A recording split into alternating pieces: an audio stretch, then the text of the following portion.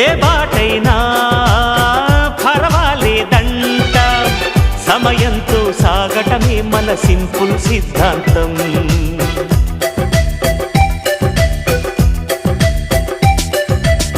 చిరుగాలికి పరిమళమిచ్చే సిరిమల్లెల వనమై ఉందాం, గగనాన్ని నేలను కలిపే హరివిల్లుల వంతెన అవుదాం.